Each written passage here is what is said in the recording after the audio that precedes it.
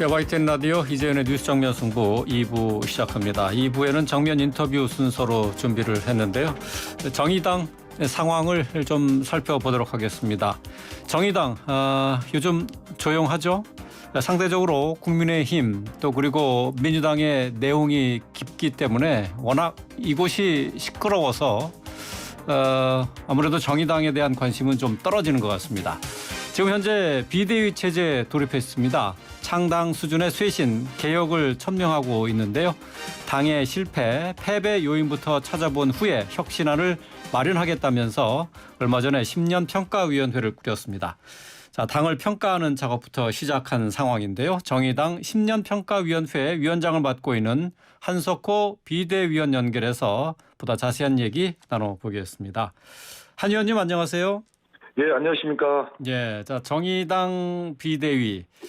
자, 요즘에 정의당이 아예 사라졌다는 평가가 나올 만큼 지방선거 패배 충격에서 쉽게 빠져나오지 못하고 있는 그런 느낌을 받게 됩니다. 정의당 분위기 요즘 어떻습니까?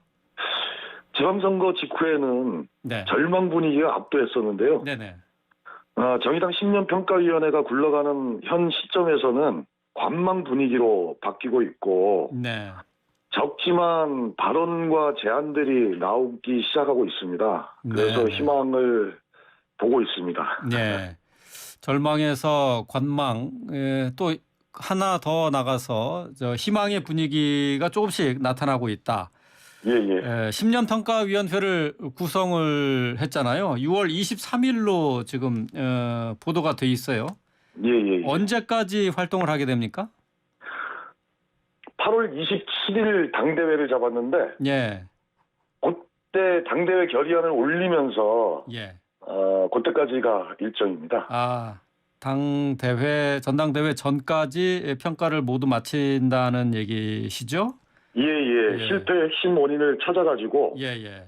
그걸 바탕으로 해서 2기 정의당 재설계에 필요한 안을 만들고 그것을 당대회에 올려가지고 결의하는 것. 이것이 10년 평가위원회에 맡겨진 과제입니다. 네. 그러니까 핵심 과제가 그 정의당 10년을 평가하면서 실패한 원인이 어디 있나 이걸 살펴보는 거예요? 예, 그렇습니다. 그래서 우리 정의당 10년 평가위원회에서는 그 평가와 재설계를 위한 키워드로 6개의 의제를 정했는데요. 예.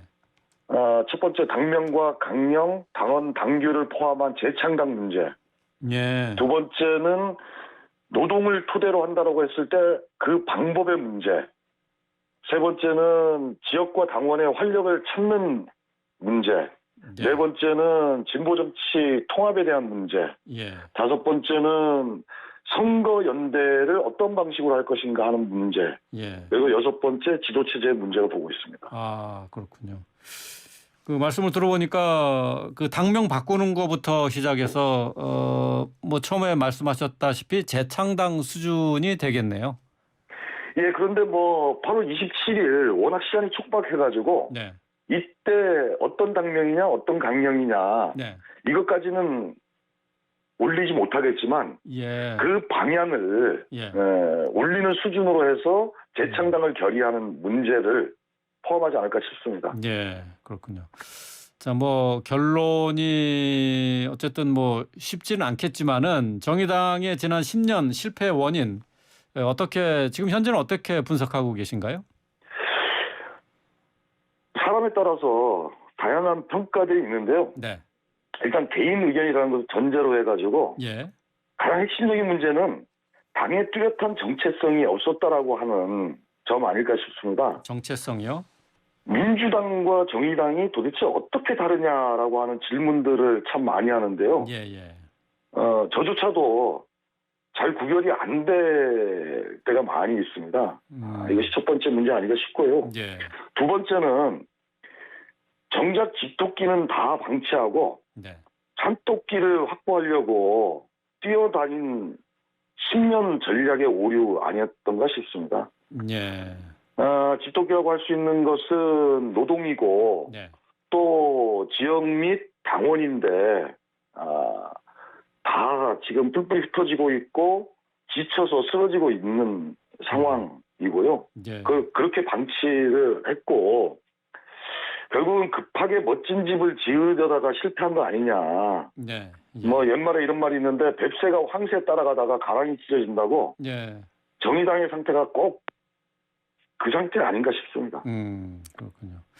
뭐 집토끼조차 지키지 못했다 하는 반성도 있고 민주당과의 예. 차별성도 부각시키지 못했다. 예. 그렇게 말씀하셨는데 지금 정의당을 향한 비판 가운데 가장 많이 사용되는 표현이 바로 그 부분 아니겠습니까? 민주당 이중대다라는 예, 부분인데 맞습니다. 이 부분에 대한 비판을 어떻게 수용하고 어떻게 해석할 것인가? 뭐 이런 데 대한 논의도 이루어지고 있나요? 중요하게 이루어질 것이고 네. 논쟁이 될 것이라고 보는데요. 이게 이 조국 사태 때로부터 심화되지 않았나 싶습니다. 예. 조국 사태 같은 경우는 진보의 내로남불을 상징하는 대표 사례가 돼버렸는데 네.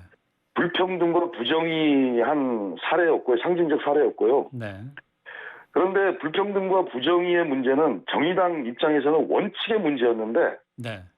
강하게 반대하고 또 비판했어야 된다고 생각을 합니다. 네. 그런데 조국 사태와 검찰 개혁을 분리하지 못하고 대응하면서 심각한 오류를 빚지 않았나. 네. 예. 그러면서 이것이 민주당 이중대론을 민주당 이중대 의식을 더 심화시키는 네. 예. 이런 작용을 했다고 보여지고요. 이런 문제들에 대한 평가가 있을 것이고 논쟁도 있을 것이라고 봅니다. 예. 뭐 정의당 하면은 뭐 저 노동자를 위한 정당이다라는 것도 있지만은 여성 인권이나 여성 문제도 또 앞장서온 정당 아닙니까? 그렇죠. 해야 될 문제이죠. 예. 그래서 이제 페미 정당이라고도 이제 불리게 되는데 그런데 20, 30대 여성들의 지지를 받지 못하고 있는 상황이에요. 이 부분은 어떻게 보세요? 저도 되게 궁금한데요. 네. 당내에서 깊게 분석하고 대안을 찾아야 될 지점이라고 생각을 하고 있습니다. 네. 아직은 궁금한 상태입니다. 예, 아직은 궁금하다. 정의당의 고민을 얘기할 때 포스트 심상정 또 포스트 노회찬이 없다는 부분이 지적이 됩니다. 세대 교체가 제대로 이루어지지 못했고 또 준비도 안 돼 있다. 이런 지적에 대해서는 어떻게 생각하십니까? 정확한 지적이라고 생각을 하고요. 네. 근데 참 어려운 게 지도력이라고 하는 것이 의도적으로 키워지는 것이 아니라고 하는 점 때문에 쉽지 않은 과정인 것 같습니다. 다만 분명한 것은 1기 정의당을 정리하고 2기 정의당을 열어간다고 했을 때 그 2기 정의당은 누가 됐든 아마 새로운 지도력들 간의 경쟁 그리고 그 경쟁을 통해서 새로운 지도력들이 만들어지는 네. 이런 정의당이 되지 않을까 이렇게 생각을 하고 뭐 일일이 거론을 하지는 않겠지만 충분하게 그런 역할을 할 수 있는 새로운 지도력들이 있다라고 저는 보고 있습니다. 예. 뭐 어떤 의지를 갖고 뭐 세대 교체나 새로운 정치인을 발굴하는 신세대 정치인을 발굴하는 것은 뭐 어떤 의도를 갖고 하는 것은 아니라고 하지만은 당 차원에서도 그런 노력은 분명히 또 기울여야 되는 것 아니겠습니까? 예, 나름대로 기울여 왔다고 생각을 하는데요. 네. 이런저런 조건들 때문에 좀 쉽지 않았던 것 같습니다. 그리고 쉽지 않았던 이유가 어디에 있을까요? 중도의 지도력으로 성장하다가 네. 계속 좀 이렇게 좀 역할들을 좀 부여하고 그럴 그 역량이 있는 네. 세대들에게 했어야 되는데 너무 좀 기계적으로 해오지 않았나 싶습니다. 예, 예. 지금 뭐 정의당에서는 혁신 1호 조치로 여의도 중앙당사 이전을 꼽고 있습니다. 재정 문제 때문인가요? 예, 첫 번째는 재정 문제입니다. 보니까 36억의 그 적자를 갖고 있더라고요. 부채를 갖고 있는데 지금 현재 부채가 36억이에요. 예, 부채가 36억입니다. 그래서 이 문제를 풀어야 되는 시급한 과제가 된 거고요. 두 번째는 여의도 정치는 의원단에게 맡기고 예. 당은 현장 정치로 가자는 상징적 의미로 필요한 지점이라고 보고 있습니다. 예. 현장 정치로 간다는 건 어떤 뜻입니까? 진보 정치로서 예. 해야 될 역할은 예. 이 사회의 약자, 예. 노조 바깥의 노동자, 노조 안의 노동자도 포함되지만 그리고 영세 상인, 청년 실업자들 곳곳에서 힘들어하는 불평등의 사각지대에서 고통스러워하는 그 사람들인데요, 국민들인데요. 네. 그들 속으로 간다라는 여의도 정치에 너무 매달리면서 그것으로 당의 모든 것을 승부 보려고 하는 네. 그런 그 정치에서 벗어나자라고 하는 그런 의미인 겁니다. 아, 그렇군요. 예. 근데 정의당 당 내에서는 심상정 전 대선 후보에 대해서 정계 은퇴 촉구하는 목소리도 있었는데요. 예, 자, 예. 그에 대한 후속 움직임이나 답은 있었습니까? 어떻습니까? 이건 제 개인 의견을 말씀드리면요. 예. 정의당의 이제 의원이 이제 고작 6명인데 네. 그 의원들 한 사람 한 사람이 상당히 소중한 역량이라고 보거든요. 네. 물론 지금까지 과정에서 범한 오류도 있고 한계도 분명히 있었다고 보여지는데 그 못지않게 성과들을 네. 쌓아오면서 정의당을 읽어왔다 이런 네. 생각이 들고요. 그래서 정계 은퇴라든가 아니면 그 정의당 정치에서 또는 진보 정치에서 완전히 물러나라고 하는 것은 답이 아니라고 저는 생각을 하고 예. 한계와 문제점들 예. 그거를 성찰을 하고 예.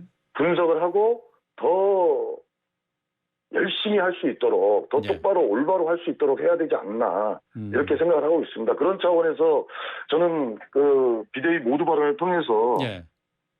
의원 6분 각자가 예.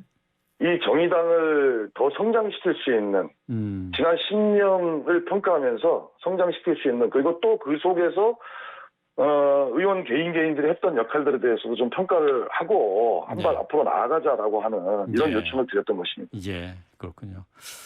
자, 일각에서는 지금 조기 전대 필요성도 제기를 했었는데요. 예.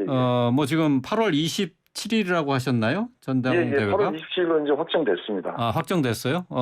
좀 예. 앞당겨야 되지 않겠느냐, 이런 논의도 있었던 것 같은데. 아니, 당내에서는 앞당기자라는 것보다는 예. 비대위 기간을 길게 가지면서 예. 아예 당명과 예. 강령 이런 것들 다 싹 뜯어고쳐서 재창당을 하고 예. 차기 당대표들 뽑자 이런 의견이었습니다. 예, 그런데 그렇군요. 일단 전국위원회에서는 8월 이 당대회를 예.